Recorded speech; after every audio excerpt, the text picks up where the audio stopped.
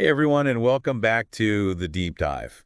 Today, we're going deep on something that's super important for anyone who's dreaming big with WordPress. Mm-hmm. We're talking about scaling your website Yes. to handle tons of traffic and all those complex features you might need. Right. Like imagine you're building the next huge online marketplace or Yeah. your membership site is just about to blow up with new signups. Absolutely. That's where today's deep dive comes in. For sure. So we've got this like super condensed executive summary of this seriously technical document, Yeah. all about setting up a multi-server WordPress environment. Okay. So think of this as like your cheat sheet to understanding all the core concepts without needing a computer science degree or anything like that. Exactly. We're going to give you the roadmap to transform your single WordPress site into this powerful distributed system. Yeah. Think of it like this. Instead of relying on one overworked employee, Uh-huh.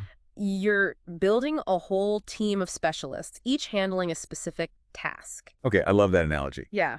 But before we start assigning roles and building our dream team, we need a solid game plan, right? Absolutely. And that's where the idea of microservices comes in. Okay. It's kind of a fancy term, but the concept is actually pretty simple. Okay. Instead of having one giant WordPress site doing everything, Right. you break it down into smaller, more manageable services. Gotcha. Like you said, each service becomes a specialist focusing on things like user accounts or product catalogs or processing orders. So instead of one giant store trying to do everything, we're creating specialized departments, like a dedicated customer service team or a separate warehouse just for shipping. Exactly. I'm starting to see how this could make things run a lot smoother. For sure. And each of these departments or microservices will communicate with each other using something called APIs. APIs. Yeah, you can think of APIs as messengers that allow different parts of your system to talk to each other. So if someone places an order on our online marketplace, the order processing service would send a message through an API to the inventory service Yes, to check if the product's in stock. precisely. Yeah. And this whole approach is actually laid out in a 7-phase process outlined in our source material. Oh, okay. Now, before you get overwhelmed, it's important to remember that this isn't about flipping a switch overnight. Yeah. It's an iterative journey, Okay. a step-by-step transformation. Got it. So no need to panic and overhaul everything at once. Right. We can take it one step at a time. Exactly. And like any successful project, it all starts with a solid foundation. Which brings us to phase one, planning and preparation. Yes. So before we even touch any code or servers, what's the first thing we need to do? Well, before you start rearranging furniture or knocking down walls, you need a blueprint, right? You need to understand the current structure of your website, its strengths, its weaknesses, and where the potential bottlenecks might be. Okay, so it's like taking inventory before a big move. You wouldn't just start packing boxes without knowing what you have and where it needs to go. That's a great way to put it. Yeah. In this initial phase, you'll be analyzing your existing WordPress setup, taking stock of your plugins, Okay. the size of your database tables, any caching layers you might have in place, and importantly, your website's traffic patterns. So we need to figure out which parts of our website are already working well and which areas might struggle under pressure as our site grows. Right? Makes sense. Are there specific things we should be looking for during this assessment? Absolutely. First, think about your plugins. Okay. Are any known to be resource intensive? Okay. Some plugins, while offering great features, Yeah. can be real resource hogs and slow things down as your traffic increases. Got it. So it's like making sure none of our team members are accidentally slowing everyone down. Exactly. Next, look at your database. Okay. Are there any tables that are particularly large or have a history of slow queries? Okay. These can become bottlenecks as your site grows. So identifying them early on is crucial. Okay, so it's about spotting those potential troublemakers before they cause a major traffic jam. Right. What about caching? Mm-hmm. I know that's supposed to help with performance, but how does it fit into this planning stage? Caching is like having a shortcut for frequently accessed information. Okay. Instead of retrieving it from the database every time you store a copy in a more easily accessible location. Got it. During the planning phase, you want to assess what kind of caching layers you already have in place and whether they're optimized for a multi-server setup. So it's like making sure we have a well-organized filing system so we don't waste time searching for information we use all the time? Exactly. And perhaps most importantly, Okay. you need to understand your traffic patterns. Uh-huh. Are there certain pages or features that get bombarded with requests, especially during peak hours? Right. This information is crucial for deciding how to distribute your resources and ensure smooth performance, even when things get busy. So it's like figuring out which departments are going to be the busiest Yeah. and making sure they have enough staff to handle the rush. This all makes perfect sense. Right. And all of this careful analysis during the planning phase sets the stage for the next step, which is Defining the boundaries of our future microservices. yes. We're getting to the exciting part, building our team of specialists. That's right. So how do we decide which parts of WordPress deserve their own dedicated microservice? Think about the core functions of your site. Like if you're running an online marketplace, you'll probably have separate areas for user accounts, Right. product listings, shopping carts, and order processing. Each of those could potentially be its own microservice. Okay, so we're essentially creating dedicated teams for each of these crucial tasks. Yes. But wouldn't that create a lot of back and forth communication between these teams? It would, and that's where those APIs we talked about come in. Right.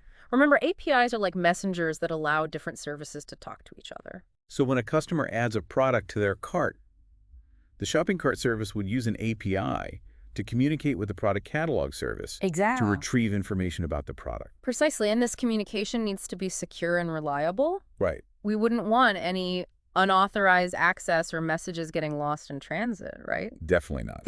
That sounds like a recipe for disaster. Yeah. So how do we make sure these API conversations are happening securely and reliably? That's where authentication and authorization come into play. Okay. Think of it like a secure building. You need to show your ID to get in, and then your access card determines which areas you're allowed to access. So we're not just letting anyone into our building. Right. We need to verify their identity and make sure they have permission to be there. Exactly. But how does that work with APIs? Do they have little ID cards? Well, not quite, but the principle is similar. We use tokens like JSON Web Tokens or Oath 2.0 Okay. to verify the identity of the service making the request and to control what they're allowed to do. Okay, so it's like a digital badge that says, hey, I'm the shopping cart service and I need to get some product information. Exactly. But what about making sure these messages don't get lost or corrupted? That's where reliable communication protocols and error handling come in. Gotcha. We need to make sure that if a request fails for whatever reason, Right. it's handled gracefully and we don't end up with incomplete orders or frustrated customers. That makes sense. We want to avoid those awkward moments where the customer is told their order went through, but then the inventory system has no record of it. Yeah. Yes. So secure communication check, Mm-hmm. reliable messaging check. Yeah. What else do we need to consider in this integration phase? We need to think about the user experience. Okay. With our site split into multiple services, we don't want our users to have to log in separately for each one. Oh, yeah, that would be a nightmare. Right. Logging in 5 times just to buy a single product, no thanks. Exactly. That's where single sign-on, or SSO, comes in. Yeah. It's like having a master key that unlocks all the doors in your building. Okay. With SSO, users can log in once and seamlessly access all the different services without having to enter their credentials repeatedly. Okay, that sounds much more user-friendly. Right. So it's like logging into your email account and then being able to access your calendar documents and other services without having to log in again. Precisely. And all of this integration with its APIs, security measures, and SSO needs to be thoroughly tested Right. before we even think about launching our newly scaled WordPress site. You're talking about putting our newly assembled team through a rigorous training program, right? Yeah. Making sure they can handle the pressure and work together seamlessly before we open the doors to the public. That's a great way to put it. And that brings us to phase 4, which, as you'll recall, we've strategically moved up in our process, Right. testing and deployment. Okay. We want to ensure quality and stability throughout the development cycle. Makes sense. It's like having regular check-ins and performance reviews during a project, rather than waiting until the very end to see if everything works. So what kind of tests are we talking about here? Well, it's not enough to just make sure each service works in isolation. Right. We need to simulate real-world scenarios with real user traffic Okay. to see how the entire system performs under pressure. Gotcha. This is where tools like JMeter or K6 come in handy. Okay. They allow us to simulate thousands of users accessing our site, concurrently pushing our system to its limits. So it's like doing a stress test to see how our team performs during the holiday rush. Exactly. Can they handle the increased traffic and keep things running smoothly? Precisely. We want to identify any potential bottlenecks or weak points before they become real problems for our users. Right. And once we're confident that our system can handle the heat, it's time to deploy. Okay. But we're not going to just flip a switch and push all our changes live at once. That sounds risky. What's the safer approach? Instead of a grand unveiling, we'll use a more cautious approach with techniques like canary releases and phased rollouts. Okay. Those sound like interesting strategies. Can you break those down for us? Imagine you're releasing a new product. Okay. You wouldn't want to ship it to every customer at once without knowing how it performs in the real world, right? That's true. You'd probably want to get some early feedback and make sure there aren't any major issues before a wide release. Exactly. A canary release is similar. Okay. We roll out the changes to a small subset of users first, like a canary in a coal mine. Cool. We monitor their experience closely, and if everything looks good, we gradually expand the rollout to a larger audience. So it's like a soft launch where we get valuable feedback from a smaller group before going big. Yeah. What about phased rollouts? How are those different? Phased rollouts are similar, but instead of just releasing to a small group, Okay. we gradually increase the percentage of users who get the new version over time. This allows us to closely monitor the impact of the changes and quickly roll back if any unexpected issues arise. It's like slowly turning up the volume on a speaker system. Yeah. We want to make sure everything sounds good at each level before cranking it up to full blast. Exactly. I'm getting a clearer picture of how this deployment process works, but before we move on, you mentioned rolling back. What exactly does that involve? No matter how thoroughly we test, sometimes things don't go as planned. Right. Maybe a change introduces an unexpected bug or causes a performance issue we didn't anticipate. Yeah. That's why having a well-defined rollback plan is crucial. Okay. It's like having an escape route in case things go wrong. So it's like hitting the undo button, reverting back to the previous version of our site if we need to. Exactly. That makes a lot of sense. Knowing we can quickly go back to a stable version definitely reduces the stress of deploying these changes. Precisely. Now let's move on to phase 5, which is all about ensuring your website is running as efficiently as possible. We call it optimization and performance tuning. This is where we fine-tune our website, Yes. making sure everything is running smoothly and quickly, right? That's right. So how do we achieve that peak performance? Where do we even start? Remember those caching layers we talked about earlier? This is where they really come into play. Okay. We'll implement a layered caching strategy using different types of caches to store frequently accessed data at various levels of the system. Okay, so it's like having multiple backup generators in case one fails. Yeah. More layers of protection. Exactly. But can you break down what these different types of caches are and how they work together?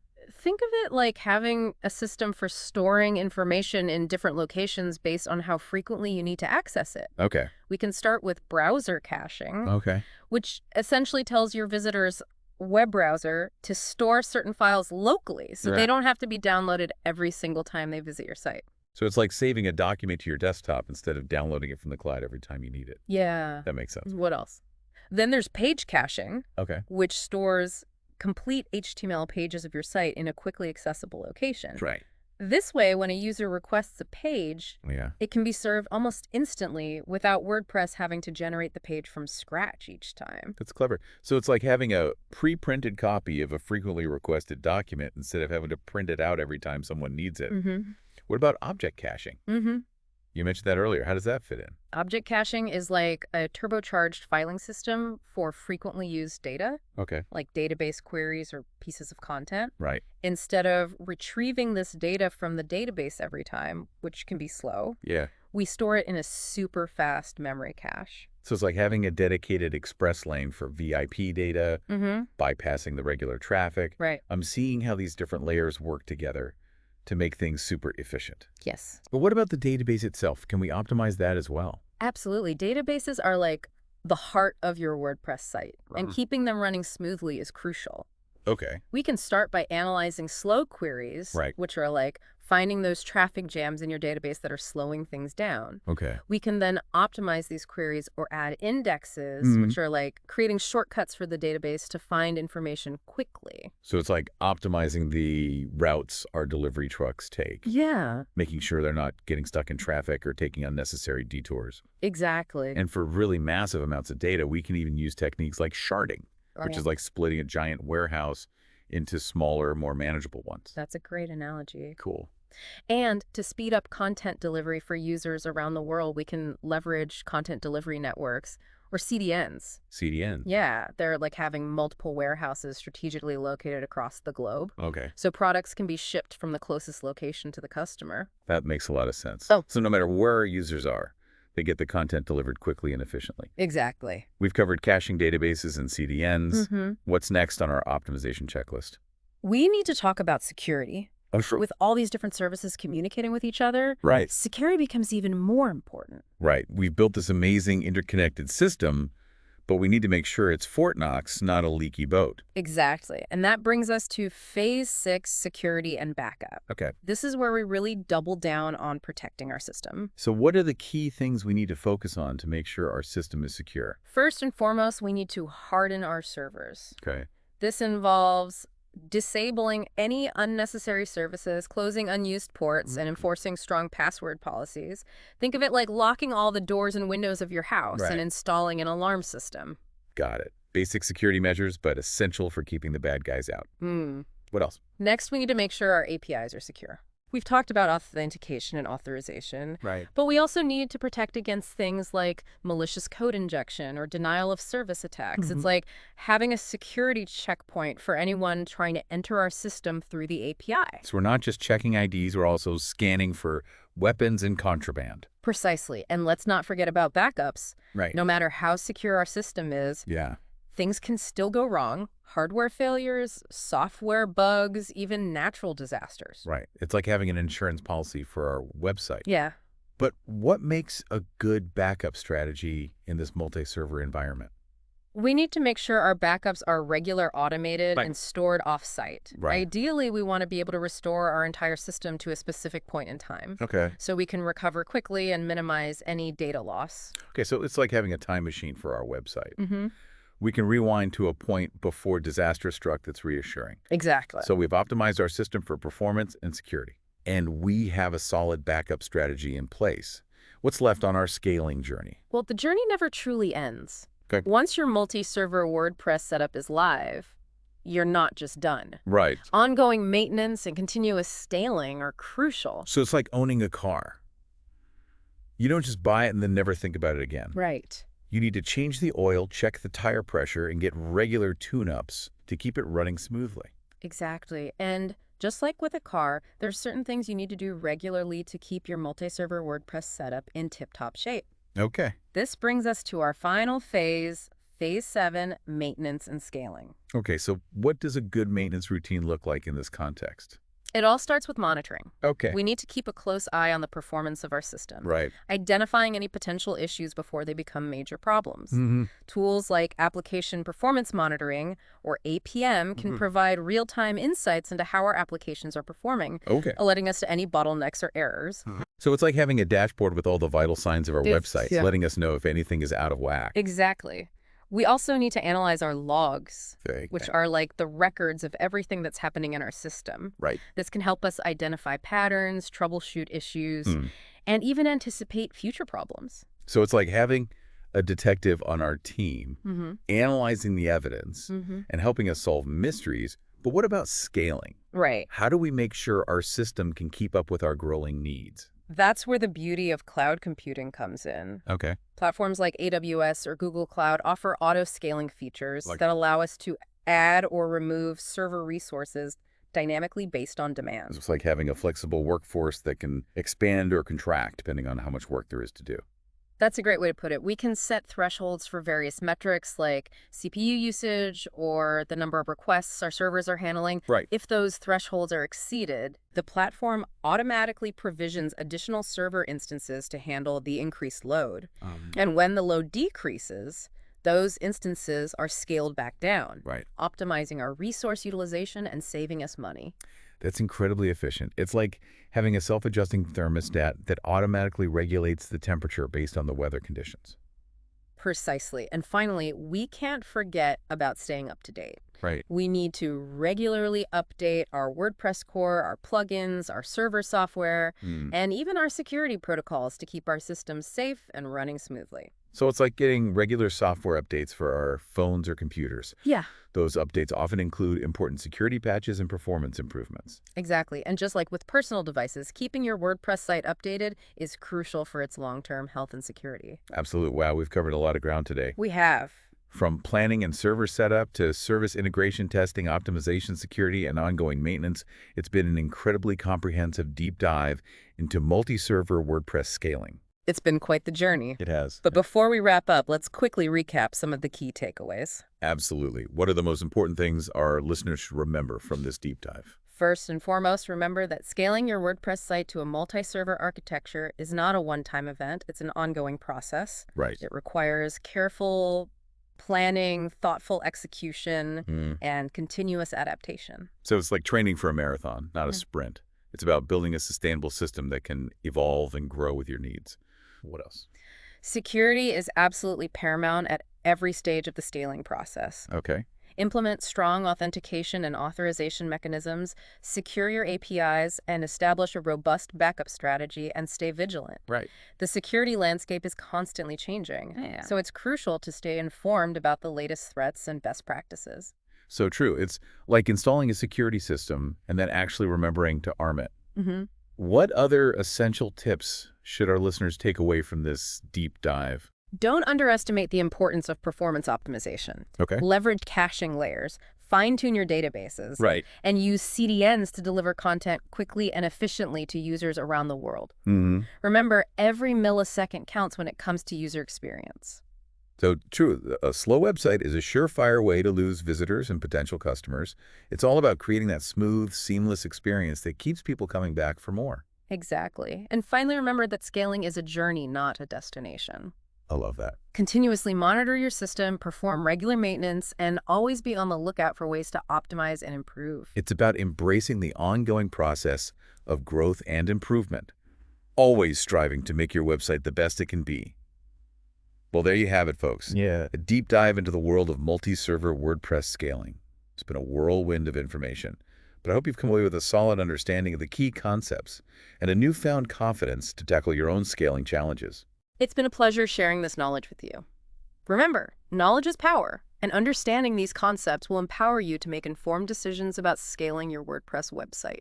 That's all for today's deep dive. Thanks for joining us, and until next time, keep learning, keep exploring, and keep building amazing things with WordPress.